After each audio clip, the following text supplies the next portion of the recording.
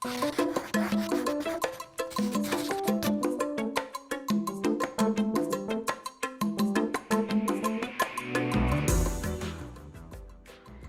morning and welcome to Essential Ingredients. I'm Justine Reichman, your host, and today with me is Courtney Boyd Myers and Yvette Juan. Courtney's so excited that we finally got you on the podcast. I'm glad we could coordinate this. Yeah, me too. Good, and I see you petting a dog there. Can you do a little show and tell? Or you can't move her? Yeah, Will she sure. growl like mine? Oh, she's not gonna growl. She's a real sweetie pie. Oh, hi, Probably honey. just sit like that. Yeah. Oh, that's perfect. You will keep. Our listeners cannot see her or him, but our viewers can, and they'll definitely have our attention now. What's your dog's name? Yeah. We're actually house sitting. Yeah, and what's this dog's name? Is this Echo? Her name's Echo. Echo. Hi, Echo. Yeah, we just moved in to take care of our friend's 2 dogs and 2 cats for 10 days, and it's the best.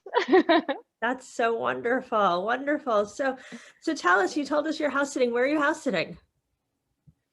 So we're house sitting right now in Cape Town, South Africa, in a neighborhood called Hout Bay. So when I'm not trying to convince everyone to eat seaweed and running around New York City, I'm living in Cape Town with my French husband who owns an ice cream business here. And our kind of like life goal is to just like always live in summer. So with the opposite seasons, we've been trying to navigate that. I like that idea. I think I'm going to have to navigate that. I feel like I did try to do that a little bit for a while. Well, living in LA, you're kind of doing that. Well, I'm in Northern California, and I have to tell you. Oh, my apologies. That's okay. But when I came to. You don't really have seasons there. No, there are no seasons here. There are none. It's just like brown or green. Those are the seasons. Yeah. Like randomly, like August is terrible and October is like amazing. Every time I'm there in August, I'm like, how do you deal with this? It's raining and cold. And then they're like, oh, come back in October. I'm like, okay. Well, what's really funny is that when I first came here about 6 years ago, and I came because my boyfriend lived here, the guy I was dating was here, and I had just met him, and I was coming to California. I'm a New York City girl, come with my suitcase. I'm coming for 2 weeks. In my suitcase I'm prepared for California, sunny California, New Yorker. Oops. So what do you think is in my suitcase? Sundresses, because I'm going to California. I arrive. Yeah, you actually just need to like go raid a Patagonia store.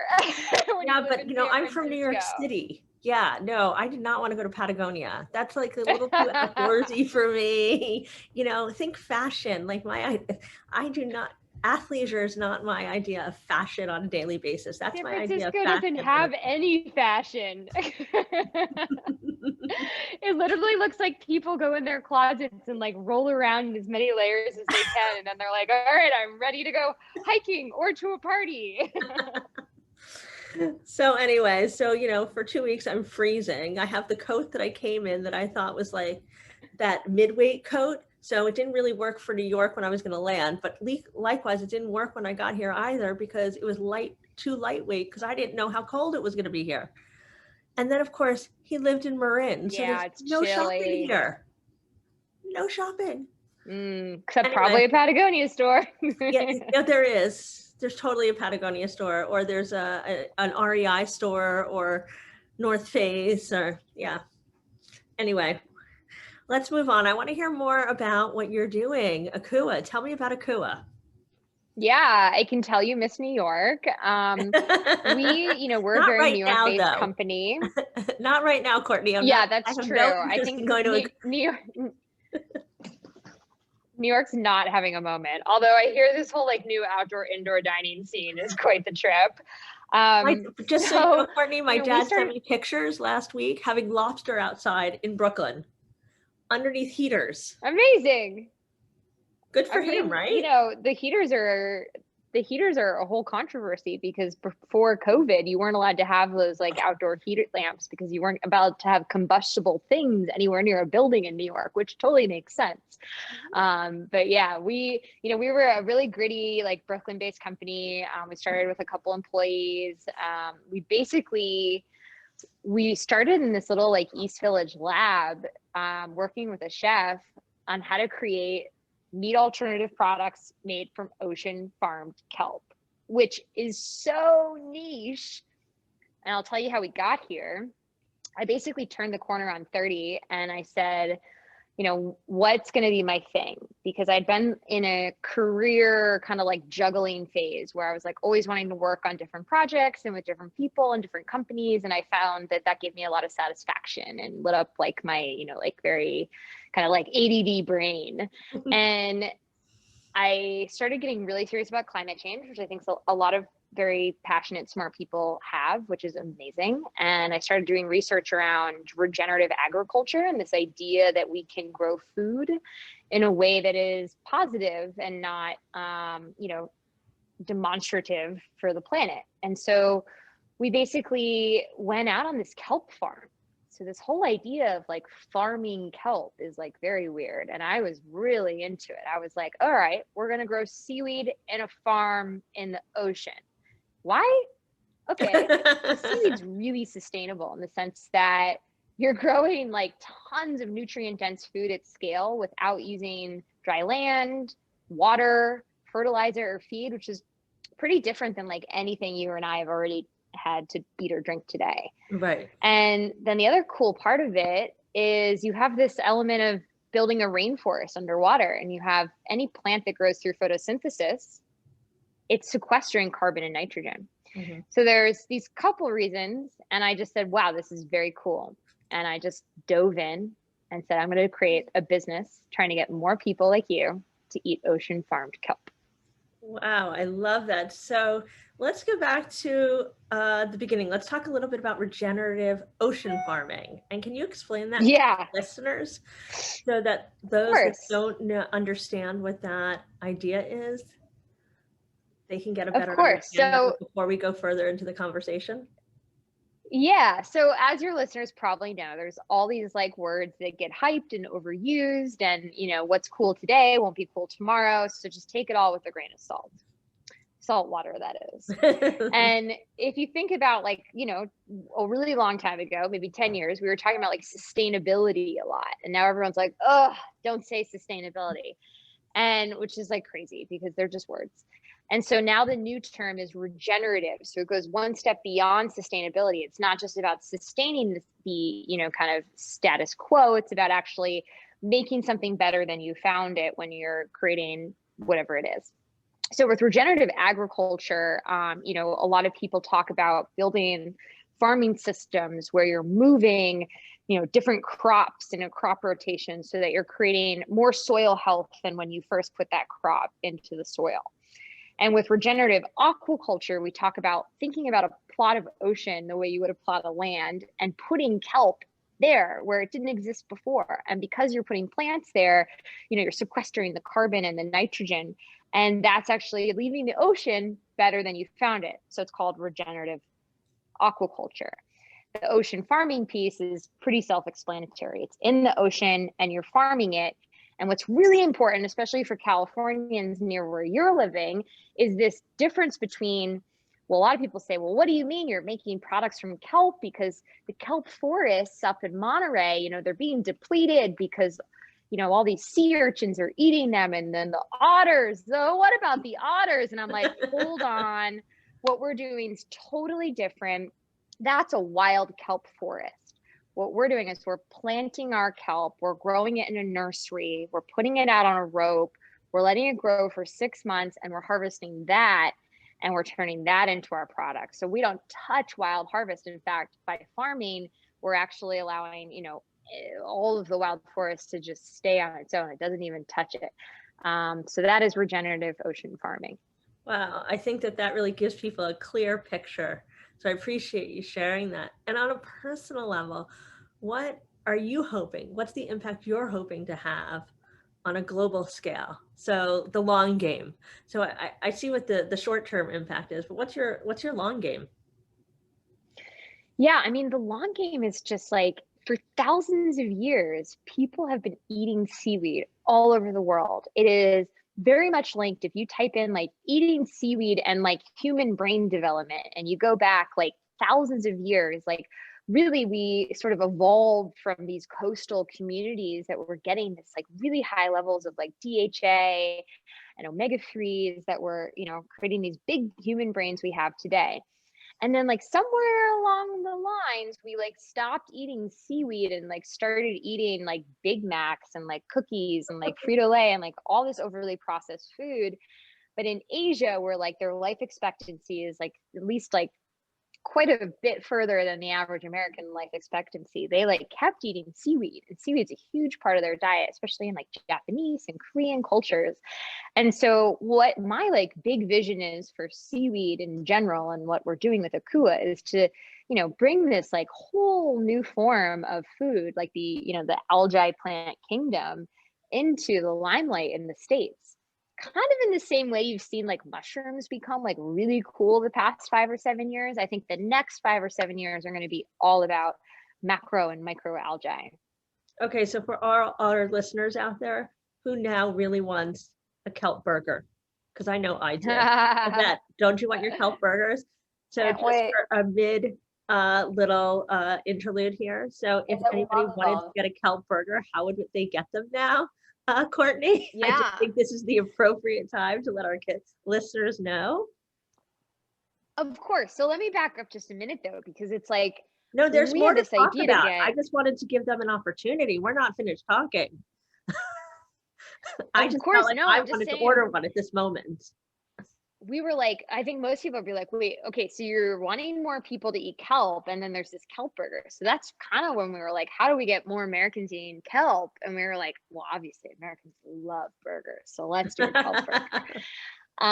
So we're in the process of just like putting the finishing touches on this product. We're in this pre-launch mode.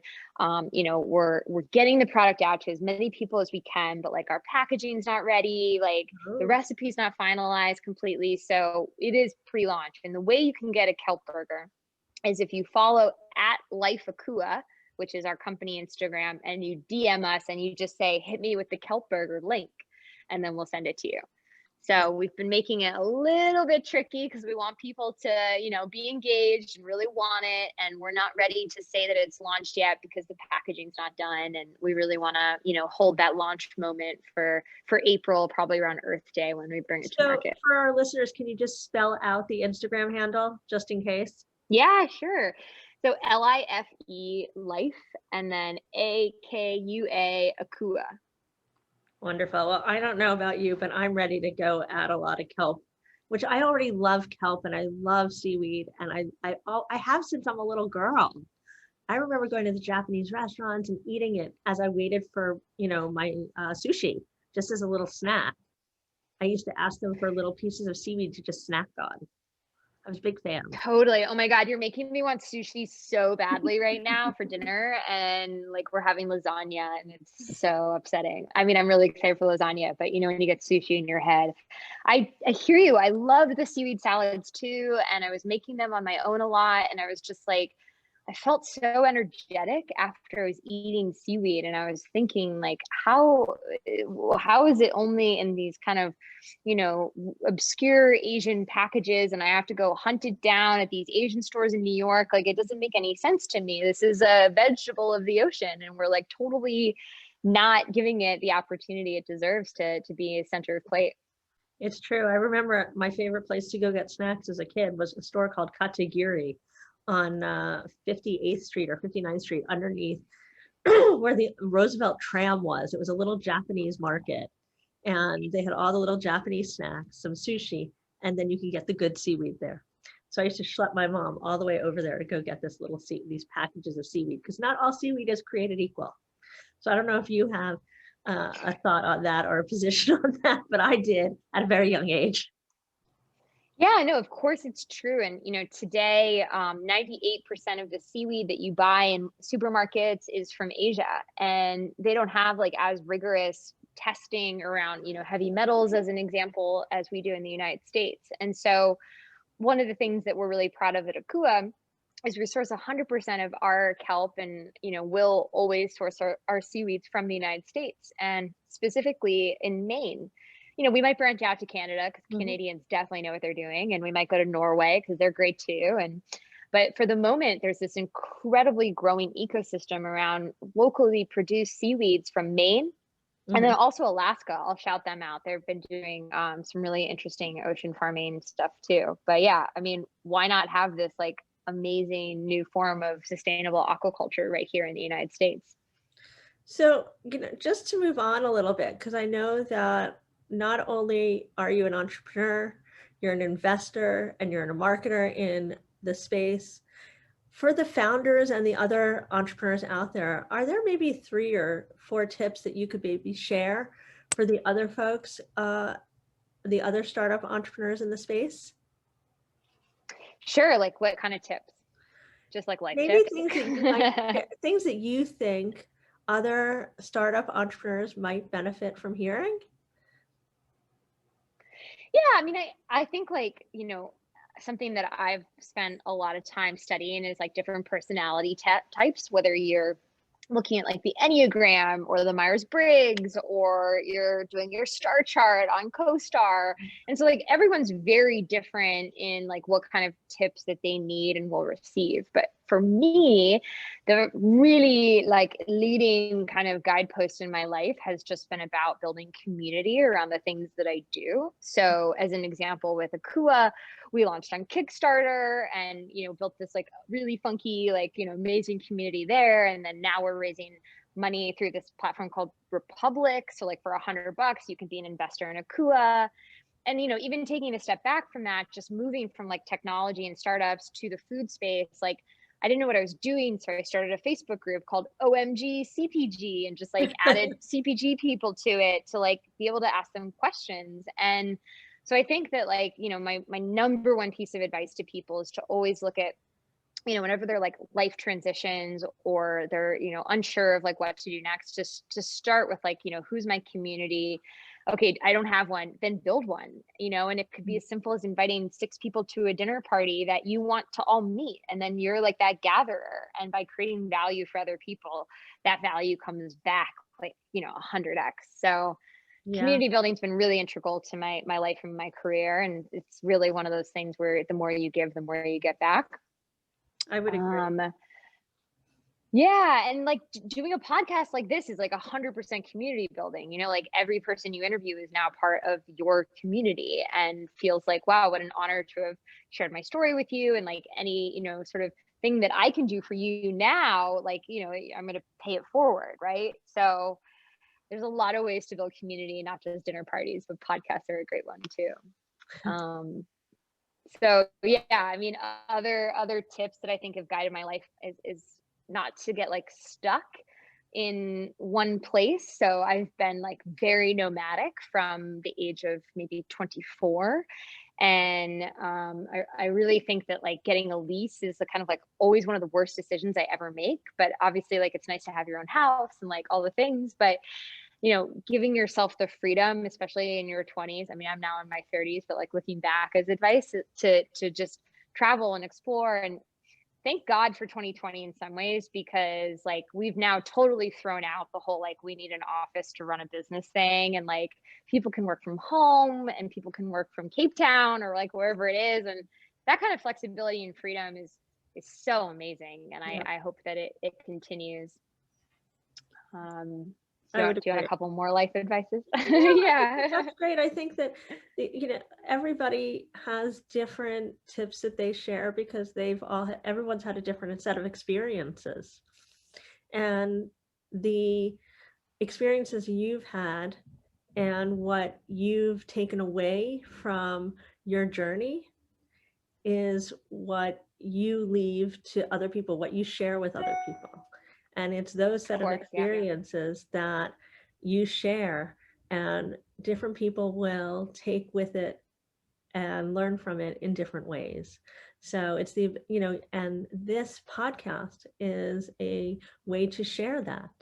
And different people will take it and use it in different ways. And that's what we're trying to do, is give you a platform to share that so that different founders and different startups and entrepreneurs can access the information, so that whether it's that it inspires them or it gives them an idea or a way to collaborate or innovate, I don't know, but I know that the ways that I've gotten information is by hearing other people's stories, whether it's that it's given me a way to think about something in a new way, or reframe it, or it's given me an idea to collaborate with them, or just Yeah, reshape my thinking.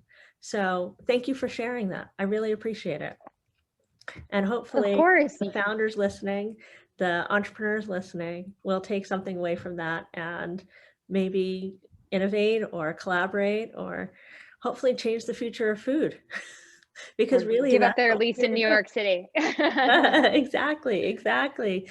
So with that said, where, as you're looking at the future of food, what is your hope, or your dream vision for the food system going forward? Yeah, so there's like kind of three things on my mind. One is I really don't like the like overly processed fake meat industry where I pick up a product and it has like 300 ingredients on it, and a lot of them I can't pronounce. And I would argue that, like, there's an element right now that we're in where we're kind of like in between fully accepting, like, that like eating plant-based is going to give us enough nutrients, like Mhm, some people still don't believe. And then like this affordability around lab-based meat. mhm, And so we have these like, really juicy, starchy, chemical based, overly processed, weird products that are, worth billions and billions of dollars. And I think the whole idea of like faking people into eating something is like super weird. Just like that notion of like fake meat. It's like, why should the word fake and food ever be in the same sentence? Um, Two is I think that there's a lot of work to be done on packaging. We rightfully so get a lot of angry customers saying things like, why is your sustainable kelp jerky in a plastic bag? And even if it's recyclable, like who recycled? And I'm kind of like, look, we're just a food company. We're not really here to fix like the national recycling program, but you do bring up good points. And, I'm definitely on board for having those discussions with our customers. But I think that there's like much larger issues at hand around like how we package things and how we dispose of that packaging that I really want to see start to shift, and we're already seeing it, but it sadly is like only coming from consumers and then maybe a little bit businesses and like zero from the government. So like, I mean, yeah, we're it's a new dawn and a new day, so we'll right. see what happens next 4 years. And then three is just like, stepping back too from, not allowing yourself to feel these like quick shots of adrenaline for like doing something good because like you're, thinking you're eating something like slightly more sustainable, like a, sustainable seafood restaurant is an example, and like really understanding like what does sustainable seafood even mean? Like I want people, I guess, to question more than what's like on a label of something. It's like, okay, this is a sustainably caught tuna. Like, is there such a thing as sustainably caught tuna? Like, I'm not so sure. And like, I want people to like start having those conversations. So yeah, just like I love that, generally Courtney. want there to be more Well, it's customer curiosity in food. Essential Ingredients is powered by Next Gen Chef. Next Gen Chef is a movement that supports food and beverage entrepreneurs around the world by fostering a sense of community and providing its members access to mentors and a wealth of resources and guidance.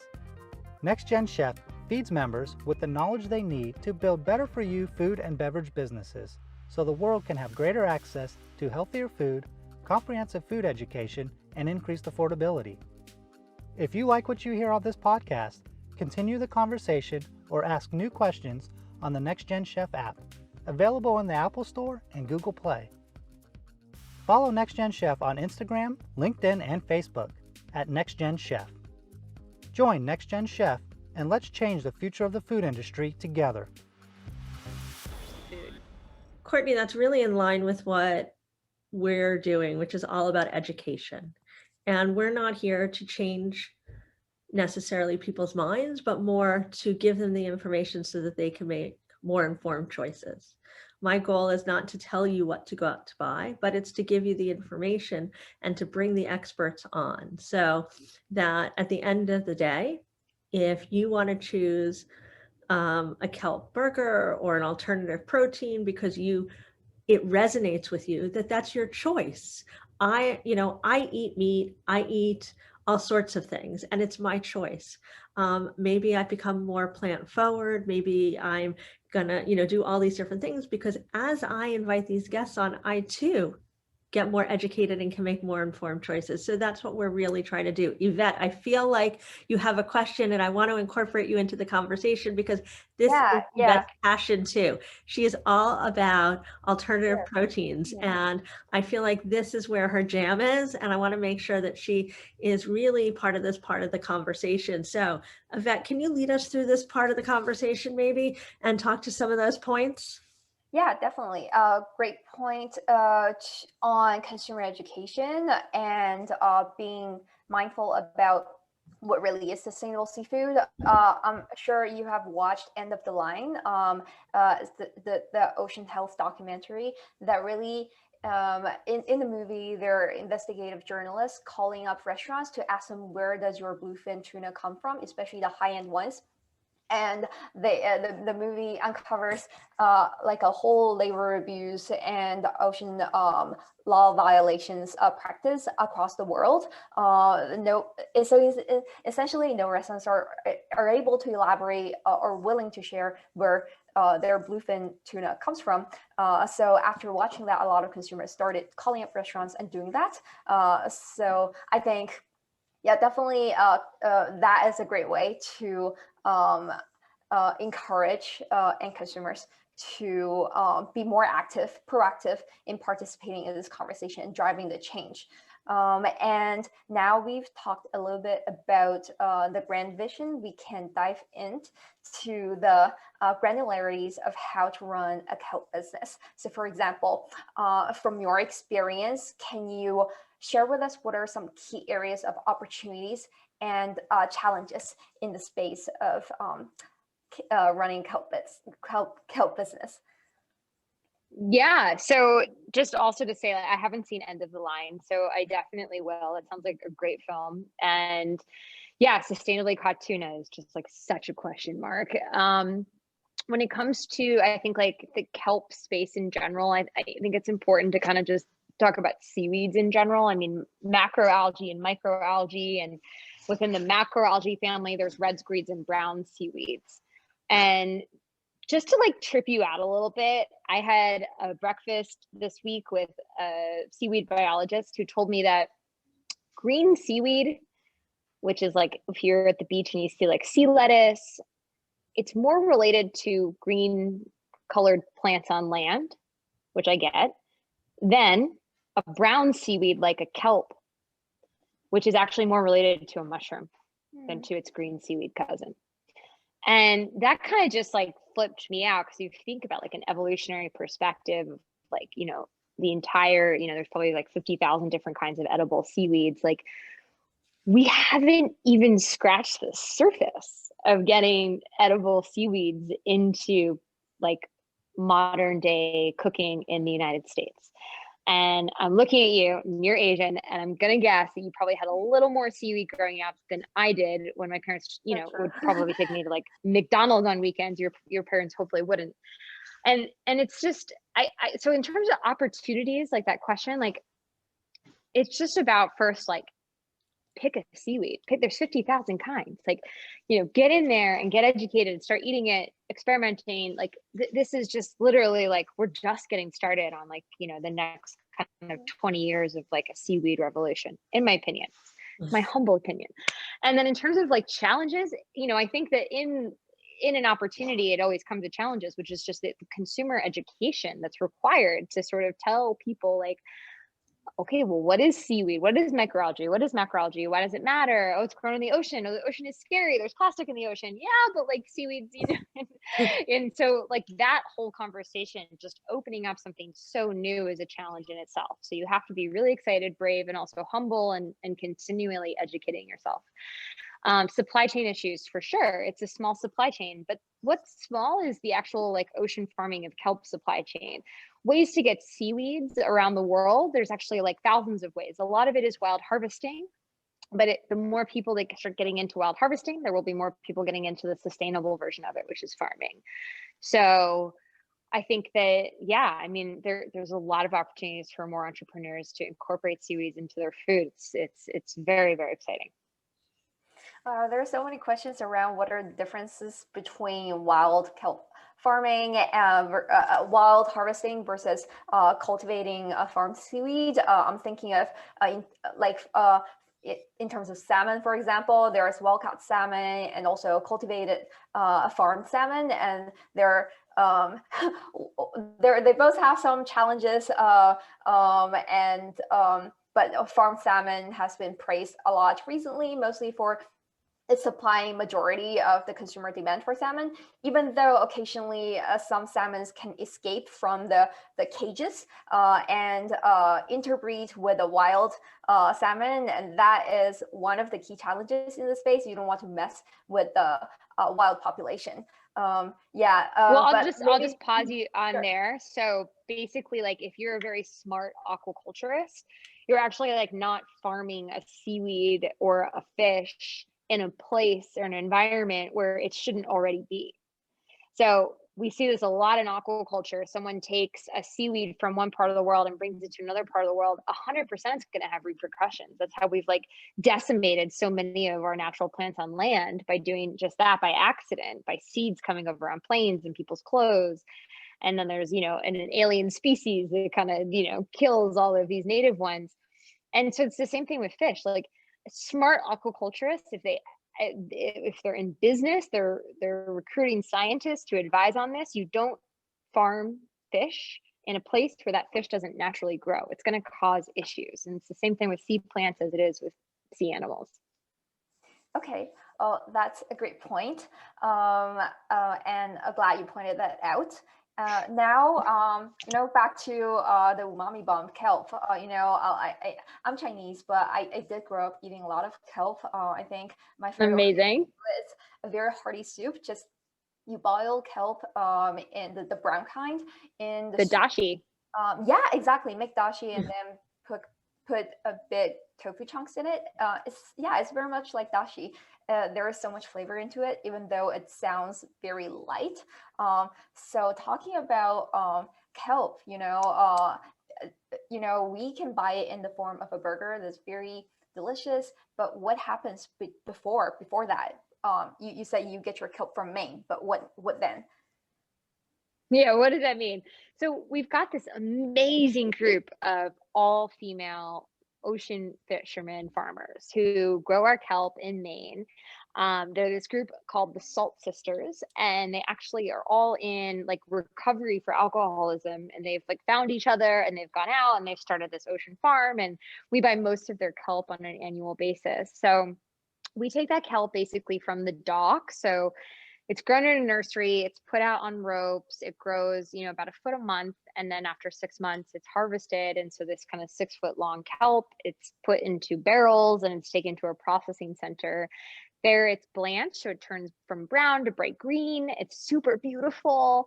And then it's like rough cut and then frozen, and it lasts for 5 years in its frozen form. And then we de-thaw it and we mix it with all sorts of other superfoods. We really love mushrooms. We think that like to take your phrase, the umami bomb of a kelp really pairs well with the mushrooms. So those are the two main ingredients in all of our products.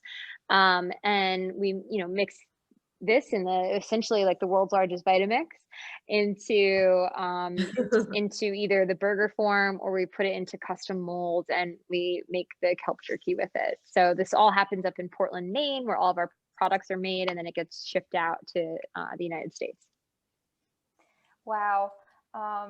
Okay, so now on to alternative seafood. By the way, it's super cool to hear the backstory of where you source your kelp, and you're supporting this local group of women who are trying to recover from alcoholism. That is a super empowering story. So onto alternative seafood. We know that animal meat analogs. So like plant-based burger patties have received a lot of attention, and it is trending since Beyond's IPO. What about the space of alternative seafood? It's pretty much nascent. So what do you know about this space? How many people are using kelp as an ingredient to recreate seafood? Please.